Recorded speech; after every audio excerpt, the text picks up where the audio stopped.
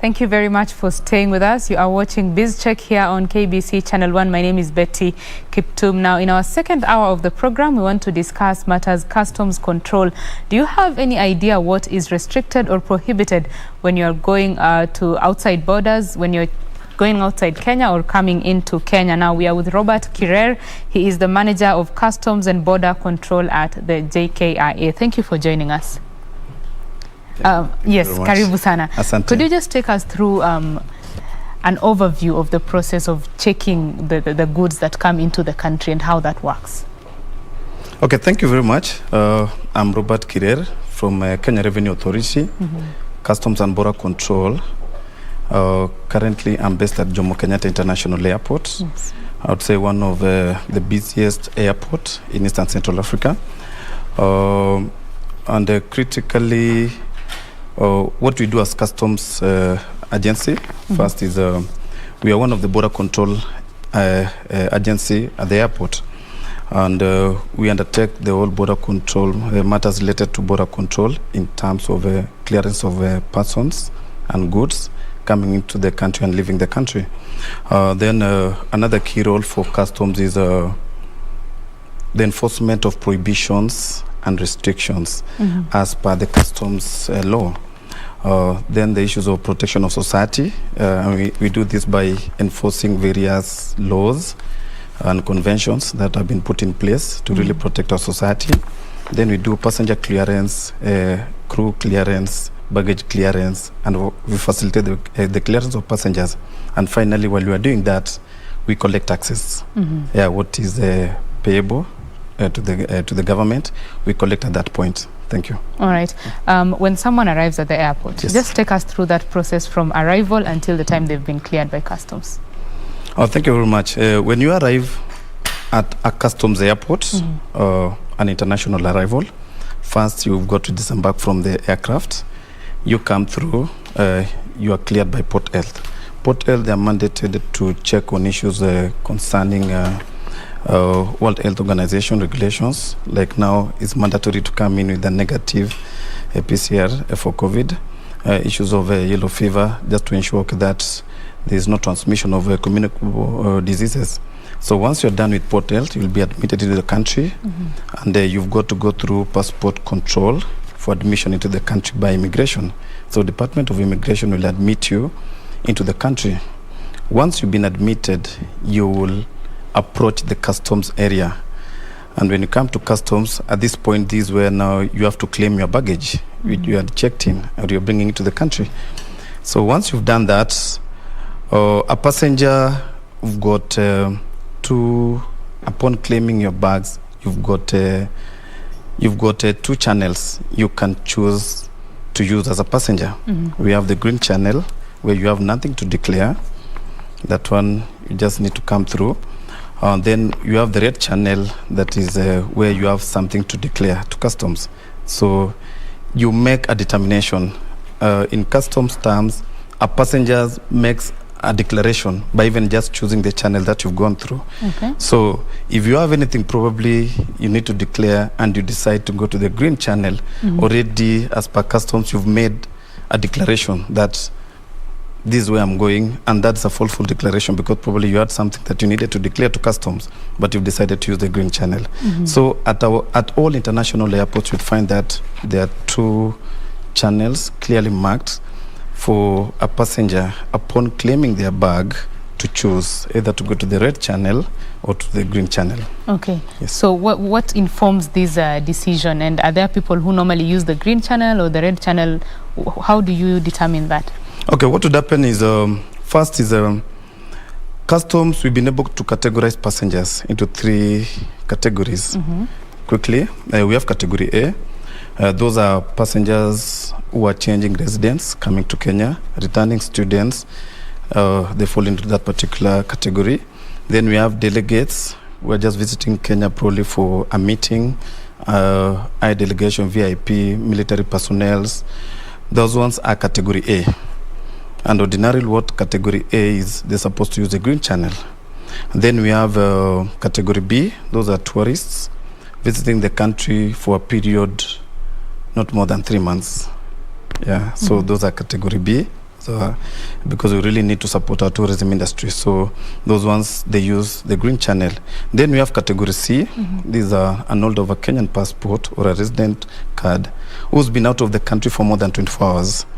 Yeah, you fall under this particular category. And then irrespective of the category you are, if you have anything that you need to declare to customs, you're supposed to use the red channel. So what would happen is we categorize passengers in these various categories for us to be able now to apply their various concession. Passengers from different category do enjoy different concession that you can bring into the country duty free. Okay. Yeah, so that is the whole purpose. So we'd find by the time you're appearing to customs, you should have made a determination that, do you have anything to declare to customs? Yes or no. If I don't have anything, you go through the green channel. So what would happen, customs officers will always be there to ensure that we're able to pick out what would suspect to be you're in the wrong channel. Yeah. So you'd find our officers have been trained to be able not to check what we call categorization, profiling in terms of customs, to see that probably you are in the right category. And we usually do that by tactfully interviewing a passenger, and at times we usually ask, give us your passport. Your passport gives us your travel history. We're able to determine how wide you've traveled, your last country of departure before you landed in Kenya, because various flights have been categorized, countries, origins have been categorized based on the past interception that have been made, based on probably where there could have been cases from those particular countries, or some airlines which are being abused. So when we're able now to determine at that point that you need any further checks and probably any other advanced information that we could be having. Yes. So once you've selected your channel, assuming you've now gone to the red channel, yeah, Yes. you've declared that you have something for you need to pay your customs. So how does that work from there? Okay. As I had mentioned earlier, our key role is first is the border control functions and looking out for prohibited items and restricted. So probably I could start with for payment of taxes. Our number one would be all passengers enjoy a concession of up to $500. So if you are coming to the country, you bought items up to $500, that one you'll come into the country duty free. Okay. Yeah, anything above that, taxes will be collected, and we'll go through the whole process of collection of taxes, in that you've got to make a declaration to customs that I'm carrying goods worth, say for example, $1,000. I've enjoyed my concession of 500. I need to pay taxes on the 500. So at that point, the officer now will make an assessment and tell you taxes are applicable. These are the applicable taxes using now our common external tariff. We use each different items attract different rates. So we use the different rates just to apply taxes. And then at that point, critical for us is the transaction value, the value of the goods that you're bringing to the country. And would encourage really passengers to be giving us the actual. And we can only determine the value of an item that you have if you can prove that, okay, this is the money that you paid or the amount payable for you to really have that item. And we can only use that, we can only use the invoice. Okay. An accurate invoice presented to a customs officer. So the moment you present that invoice, we'll make now an assessment of taxes, and then you'll be given a slip. Yeah, you'll be given an e-slip, and you'll go to the bank and make your payment. All arrivals at the airport, they have a 24-hour operational bank for collection of taxes. Customs, you do not accept cash payments. Okay. Yes, payments are paid at the bank after an issuance of an e-slip or a payment slip. Right. And what happens if someone, say, as you said, you've decided in your discretion you're choosing the green channel, but then it's discovered that you have something to declare? How does that? How do you work around it now? Yes, misdeclaration or failure to declare to customs is a customs offense. Yes, there's a whole provision on how we deal with the misdeclaration.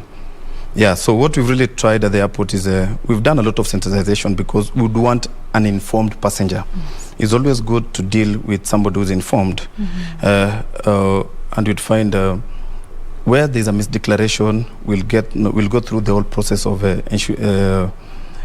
just getting to know why you're declaring, and the officer there will be able now to ask you, and we'll be like, now we need now to go through the process of probably compounding, and fines will be levied on that.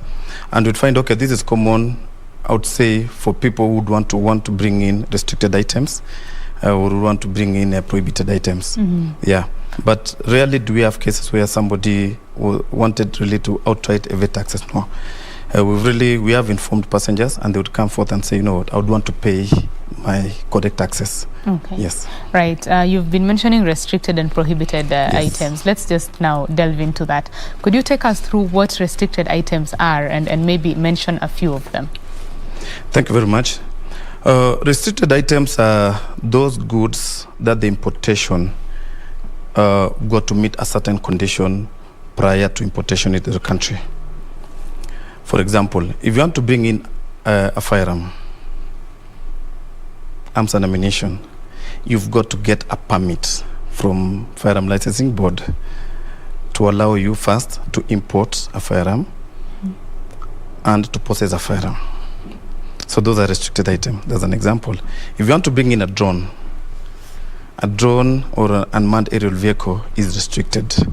You need to get a letter of no objection from Ministry of Defense and an operation permit from Kenya Civil Aviation Authority. If you want to convey monetary instruments or currency in excess of $10,000 US, you're supposed to make a declaration to Customs under the Process of Crime and Anti-Money Laundering Act. Customs will receive that declaration. We are saying it's not illegal to all this. If you want to take out gold, you want to bring in gold, you need a permit to export gold or to deal in minerals. Okay. Those are restricted items. So you'd find for you to bring in any restricted item, you've got to meet the conditions of importing those particular items or even probably exporting those particular items.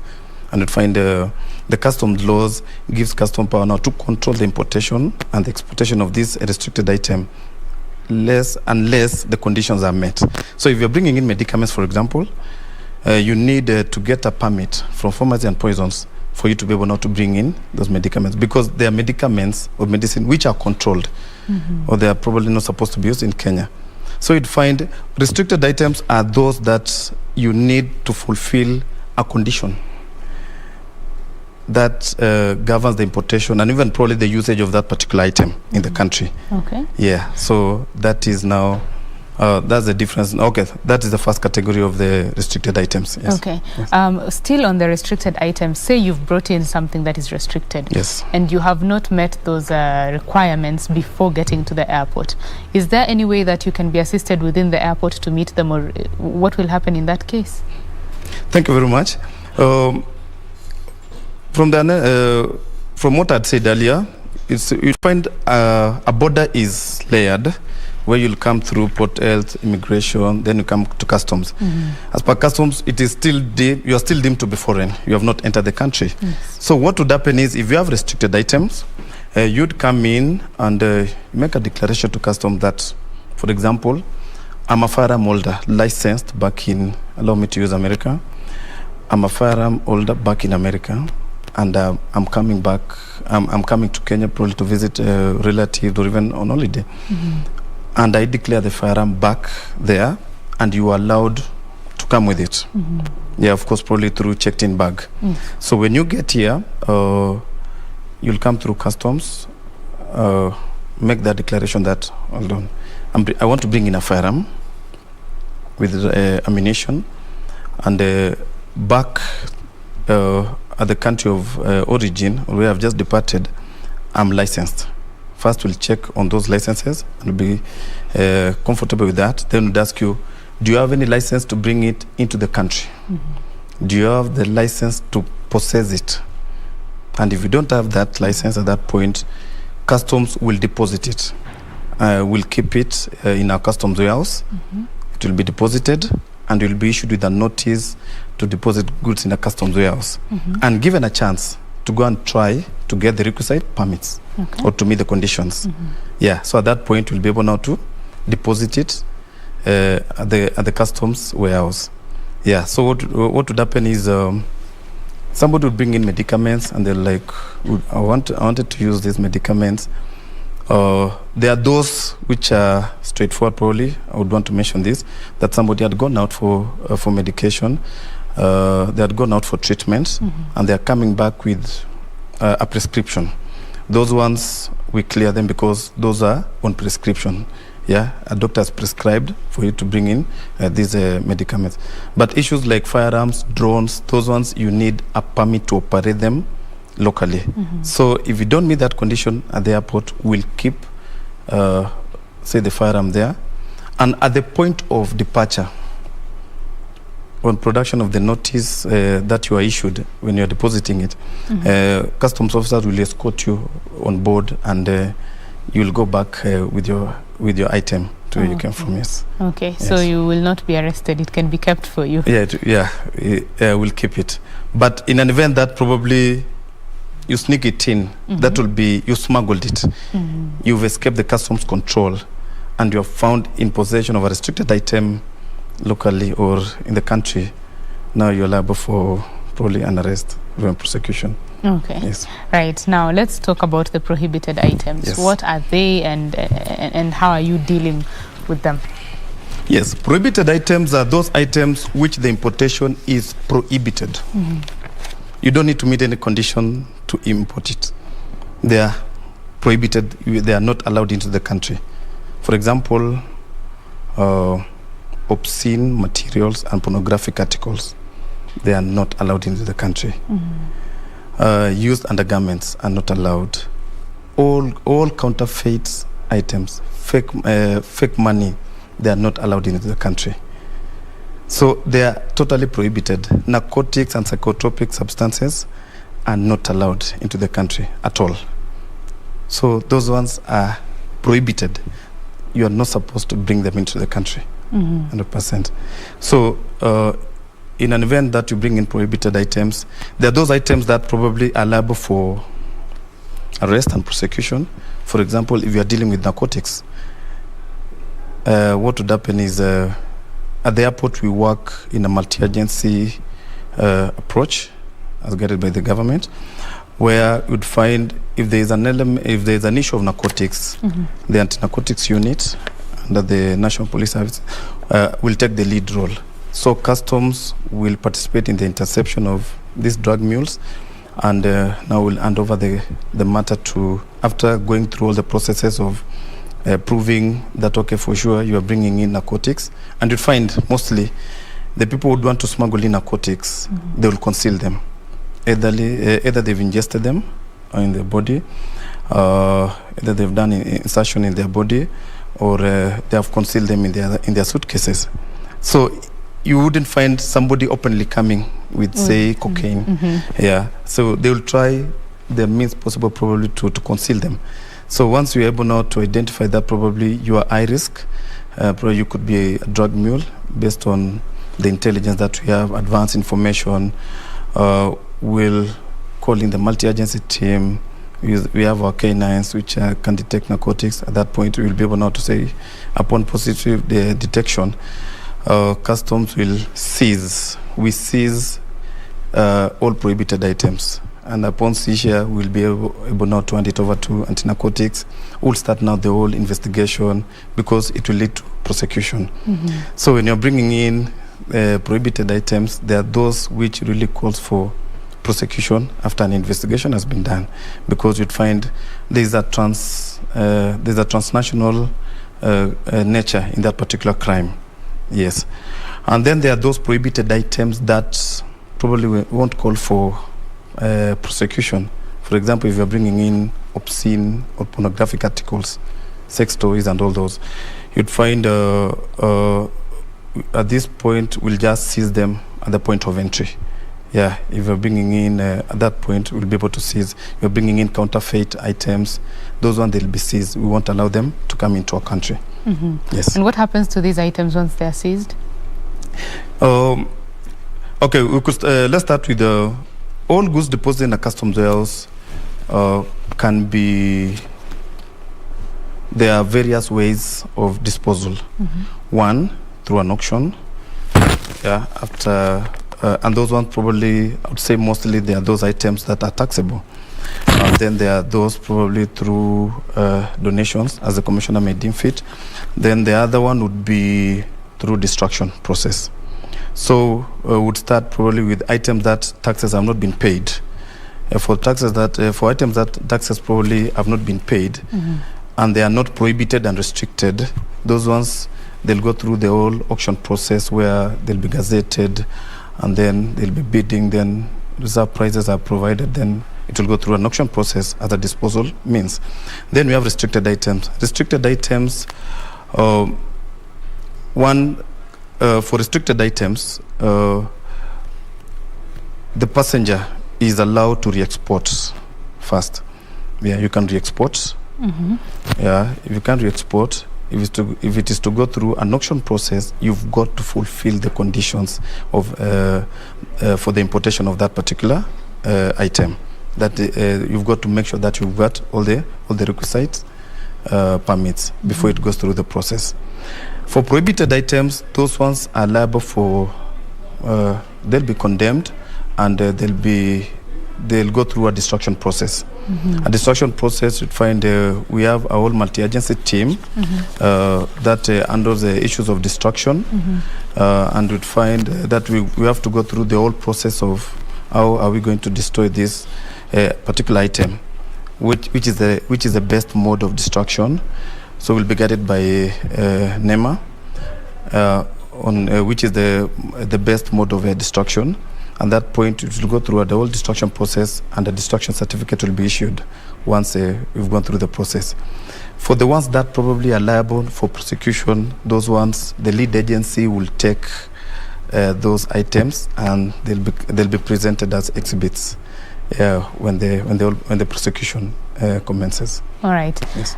We are speaking with Robert Kirer. He is the manager of Customs and Border Control at the Kenya Revenue Authority, and he's based at the JKIA, Jomo Kenyatta International Airport. And we are talking about the things that you are restricted from bringing, what you need to do to make sure that they are legally brought into the country, as well as the things that you have prohibited from bringing into the country. Now, my name is Betty Kiptum. We want to take a quick break here on BizCheck. When we come back, this conversation continues. Do stay with us.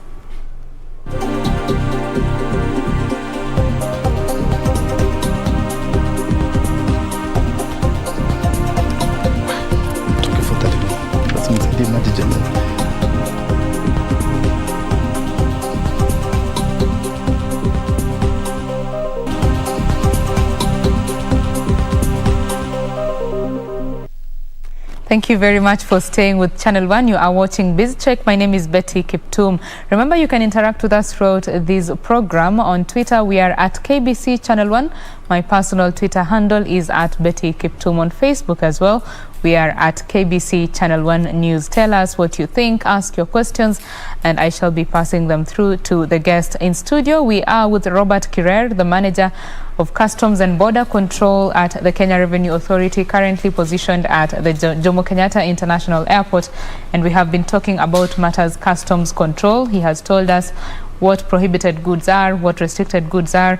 Kirer, take us through the wildlife. I mean, the fight against wildlife, destruction, it takes international efforts. So what exactly happens at customs on that end?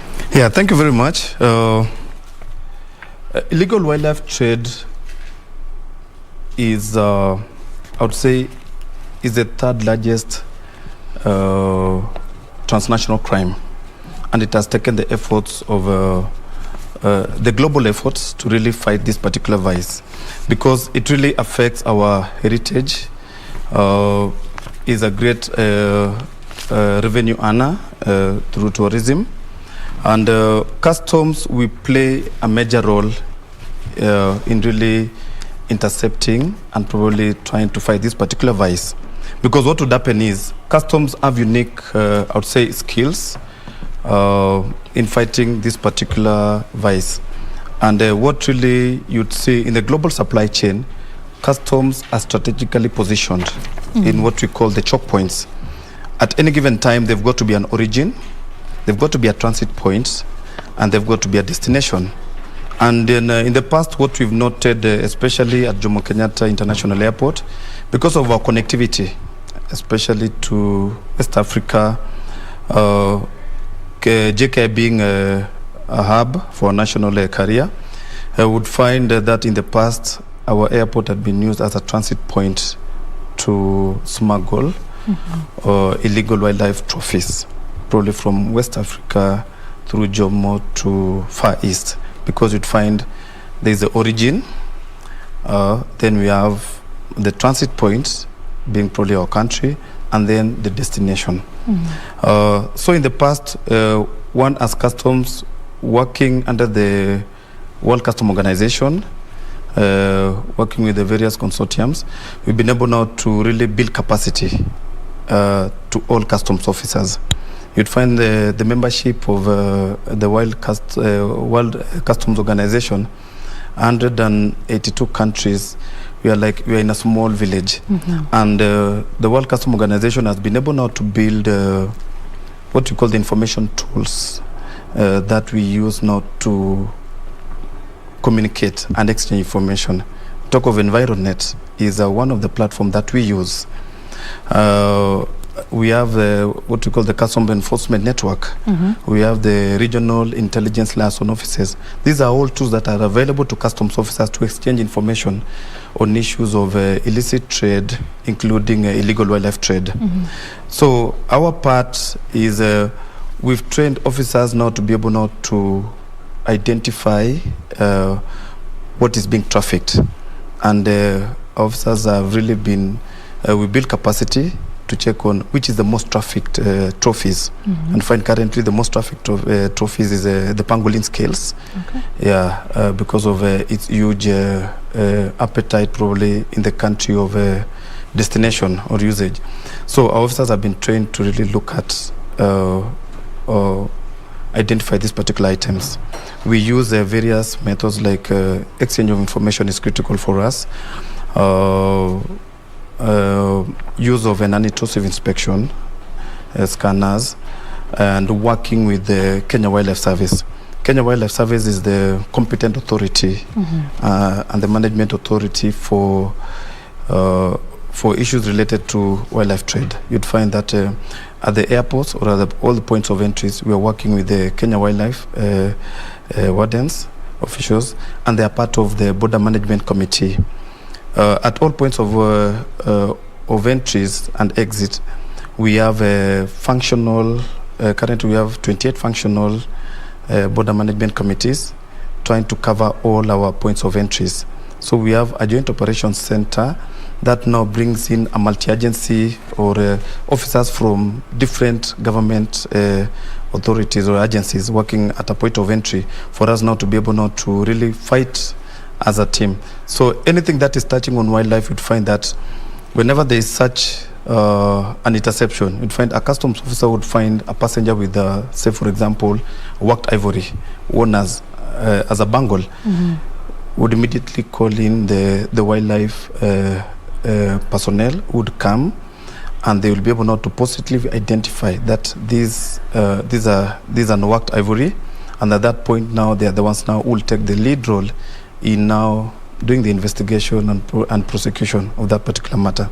So what has really assisted, I would say, our country is at the point of entries is that we are working in a collaborated and a coordinated manner under the Border Management Committee framework, because guided by the framework that we have under the Border Operation and Coordination Committee, we're able now to coordinate. So all agencies would coordinate, so everyone brings in their expertise, and we're able now to play a role. But as I had mentioned earlier, customs, we really have a role to enforce. You know, customs officers, we have a power to enforce other laws of the country and relating on movement of goods, because you're looking at this movement of in and out of goods into our country and probably even our country being used as a transit point. So we've been able in the past to even intercept products of, I would say, wildlife, which were illegally acquired and were illegally being trafficked through our supply chain. And I'd say our country was being used as a transit point. Okay. Yes, and those are matters that we've really been able to intercept. Yeah. I'm curious, is ignorance a defense? Say you are somewhere outside the country, you come across the bangle and you think it's a beautiful thing to own, and then you buy it. When you come here, it's realized that it's ivory. How would someone, maybe the person wearing that bangle, go around it? Quite a tricky one, because I would say ignorance would be no defense in such a matter, because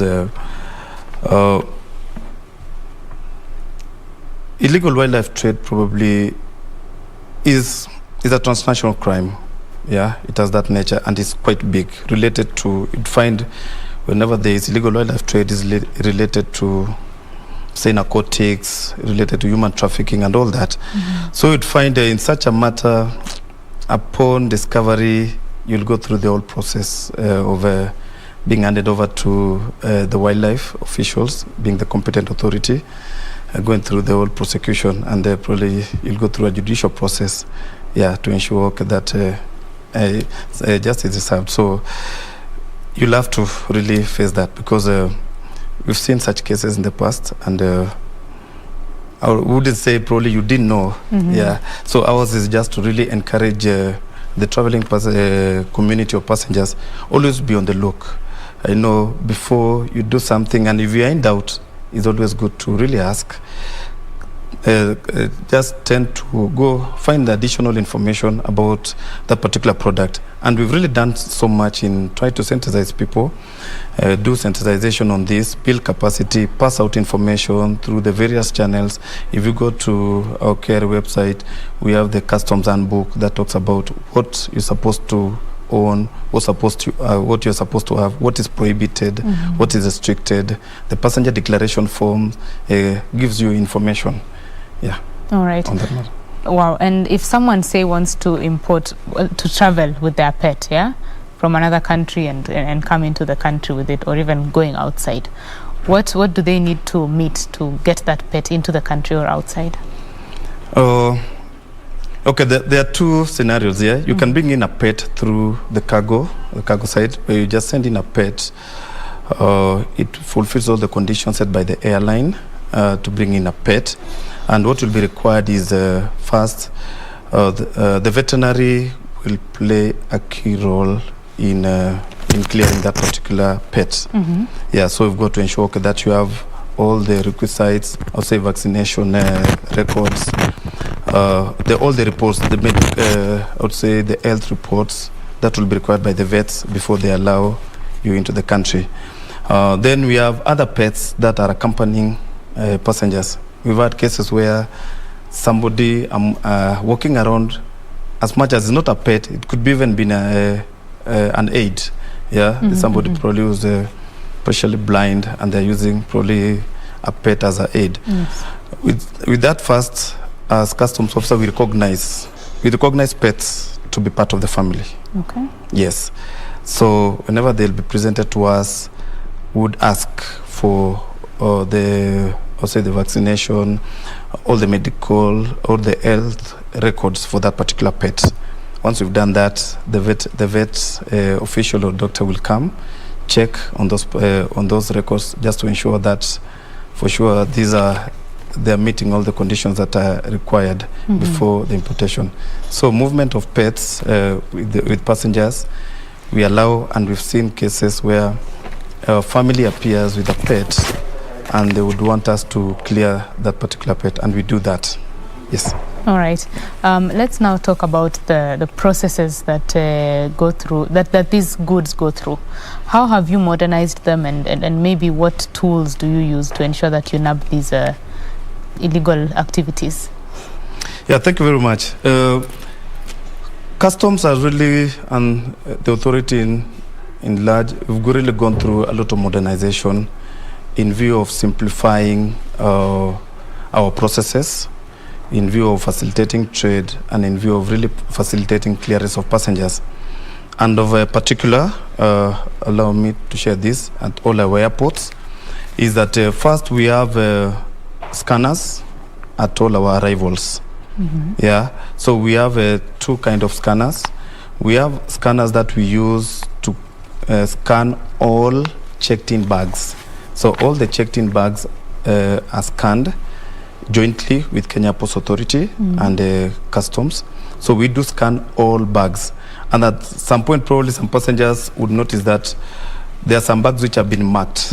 Yeah, whenever we scan, and the customs officer or the scanner officer identifies that there are some items that probably need further scrutiny or they need for secondary inspection, at that point they'll be marked. And as passengers, whenever you see your bag has been marked, there's no need to panic. Always present yourself to customs and like, okay, my bag has been marked, and be like, yes, there is need for secondary inspection just to check what is in. We've noticed that in the past people used to bring in drones, carrying them by their hands, but nowadays they tend to put it in their checked-in bags. We'll be able to pick it because we'll see the moment you screen it, we'll be able to pick it, and you'd find somebody would want to put in a drone in their bags. We've seen firearms being checked in. Those ones we're able now to pick them at that point. Yeah, so we have the scanners that we use. Then we have the city scanners. These are the scanners now you'd find in our red and the green channel. These ones we use them to scan 100% carry-on bags. Carry-on bags, and there's where probably you'd find high-value items have been placed in. Items that were purchased probably at the duty-free from the country of departure, would scan them. We are doing this because we would want, to the larger extent, we would want to avoid opening passengers' bags. We only open a bag that really warrants a secondary inspection and probably informed by either an advance information on that particular passenger or intelligence, or what a scanner or what the scanner has really pointed that there is need for us now to go deeper and probably just to check what is inside that particular bag. And for us not to do the secondary inspection, we'll go through observing all the COVID protocols, that okay, we sanitize our hands, probably would even ask the passenger to open. We ask the passenger to open their bag and probably to make a declaration at that point. So we make a declaration at that point and say, oh, you know, in my bag, I have a firearm which I checked in from the country of origin, or I have a drone, or I have some liquids, I have some whatever really been picked at that point. You're able not to make that declaration. I have foodstuffs that I've checked in, because you know the scanner will be able not to show us the different images. Then we have the K9. We have our four-legged officers trained to pick out narcotics and explosives. So you'd find we are using our the K9 just to randomly screen the bags, having been the different profiles. So we use the K9. Yeah, so we'd find at that point now the K9 will be able not to, if this positively identify a bag that requires inspection, we'll undertake and say our K9 are able to even pick out some contrabands. Yeah, so we are really working on now building capacity on that, probably to get the K9 that can easily pick out bulk cash smuggling, those people who would want to carry bulk cash. Yeah, so we have the K9 that we are using at this point. Then critical for us is the exchange of information. We are working, as I mentioned earlier, you'll find all these predicate offenses, or these offenses, they have a transnational nature in it.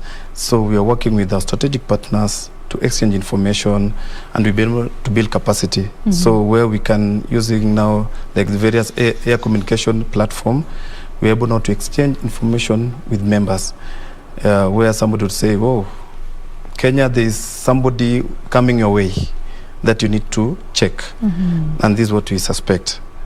And those information or intelligence have really been of great assistance for us now to be able now to pick out restricted items and probably some prohibited items that would really be sneaked into the country. Okay. Yes. You've mentioned about the bags and the systems of checking them. What happens now when it's the ingested narcotics, or the ones in people's bodies, let's say that? Yeah, quite interesting. Over time, we've been able now to work with, first, we work with the airlines, where we are able now to get information and probably even just to check on behaviors of these passengers, of these what we call them drug mules. And you'd find at times we get advanced information that, okay, there's this person, based on the various profiles that we've been able now to build over time, getting even to know the kind of flights that would be really be abused. Yeah, there's some flights that come in at probably at 1 a.m. Yeah, and there's a connection to that flight probably from a country which is prone to be a source of, say, narcotics. Yeah, we look at such a profile. So over time, we've been able now to build a profile, and customs officers have been trained working with the anti-narcotics at the point of entries to be able now to identify this person who really got, I would say, signs of somebody who has really ingested these narcotics. So we have the trafficking routes. We've been able to build capacity on that. The various concealment methods, the ingestion, probably even using, putting like, attaching them in their bodies. So you'd find somebody probably got an unproportionate posture, or even how they are standing, how they are moving through the terminal. You know, there are those basic signs a trained officer can able to pick and say, wow, this one looks off, overdressed person. You know, we have the various profiles or mechanism that we've been able to be trained as customs officers to be able now to identify and say, wow, this one looks off. Yeah, that person really will have some misdemeanors, so will have some characteristics which are just off. And a trained customs officer will be able now to pick and say, wow, this doesn't look right. Yeah, so at that point now we'll be able now to positively identify, and then the whole process now starts. Anti-narcotics will take over the issues of now doing the urine tests, able to find out when was the last meal they had, all those things now. They'll go through the whole process. And I'll say for the people that we've really interacted and probably intercepted, the moment you just intercept them, they'll be like, oh, you know what?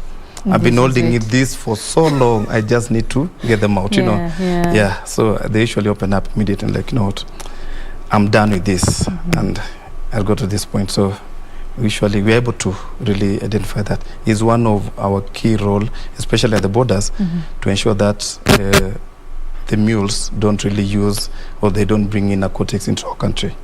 Yes. Very important. Now, if someone, say, is preparing to travel, what are some tips that you can give them, you know, as they prepare to travel? Yeah, when you're traveling, it's always good to get familiar first with the, I would say, the customs conditions and regulations set out. You know, you'd find customs really is global, and you'd find there are various conditions that probably you need to fulfill. For example, if you're moving in, if you're conveying currency in excess of $10,000 US, you just need to make a declaration. It's not illegal to move with such money. They are restricted. You need to familiarize yourself with that. If I'm leaving a country, the country with, say, in excess of $10,000 US, I need to go to customs and make a declaration that I'm moving with this. So it's always good to familiarize yourself with what are the conditions or what are the regulations in place from the country of departure to even country of origin. It's always good to know, if you are going to India, for example, what are the conditions governing importation of jewelry in India? What are the conditions that regulates importation of, say, a mineral to another country? What are the limits for the currency you can carry to a foreign country? It's always good to familiarize yourself. So at the airport, would always encourage passengers, if you're traveling, always get familiar with what is required. It's like when you go to the airport, you'll be told you cannot go into the aircraft with any liquid more than 100 ml. That is an aviation condition that has really been set out under Annex ICAO Annex 17 on issues of security, that you're supposed to ensure that you meet that condition, so that you don't get, when you get to the airport, you are told, no, you know what, you have to leave this lotion, and you can't believe that you're leaving your lotion there, you know, probably your item there. It's always good to really get familiar. In terms of customs, critical for us is if you're taking out some items that you need to bring them back into the country, those ones you need to always make a declaration to customs that I'm going out with jewelry, for example. I'm attending a wedding and I'm supposed to be at my best that particular occasion, and I'm going out with my box of jewelry and I'll bring it back into the country. Okay. You need to come and make a declaration to customs that, oh, I'm going out with this jewelry and I'll bring them into the country. Or so that, and will be issued with their importation certificate, so that when you come in, it becomes easier when you're bringing, when you're coming back. So that you don't have to, like, you need to explain, oh, this was my jewelry, because at that point, when we detect it, at the point of importation, if you are not declared, it will be deemed that probably you purchased it while you're traveling, and taxes will be payable. So you'd find that if you are going out, jewelry is something that we've seen very common. Sporting equipments. Yeah, we have our golfers who are going out to play golf, international tournaments, and they are going with their clubs. It's always good to declare that, okay, I'm going out and bring it back. We have our DJs who are going in with their turntables, their spin tables. They would want to bring it back. Yeah, so those ones just need to declare. You are going out with your working tools. You are going out for just a professional work, which you need to carry your professional toolbox. You just need to declare to customs that I'm going out with this, and I'll be coming back with it. So when you make that declaration, you'll go with it. You'll be issued with their importation certificate, so that when you come back, customs will just be looking at the serial numbers just to confirm that for sure that you took out is what you're bringing in. But in an event that probably you took out an item for repair, which you intend to bring in, the service charge on the cost of the repair is usually critical for us for payment of taxes. Taxes is payable on the charge that was used probably to repair that particular tool. Yes. Okay. Yeah. So when you come back, we would be asking you, okay, you are taking this item out for repair. Yes, and it has been fixed, and this was the cost of the repair. We'll be able not to levy taxes on that, that cost. That's interesting to know. Yes. Well, as we come to a close of the conversation, what would be your closing remarks? 30 seconds. What I would encourage the members of public, especially our passengers, is get familiar with the requirements that have been set out by customs. It makes it easy when you have an informed passenger. Yeah, so that there is, whenever we are going through the questioning of passenger, getting to know what is the purpose of travel, we're able now to really interact freely.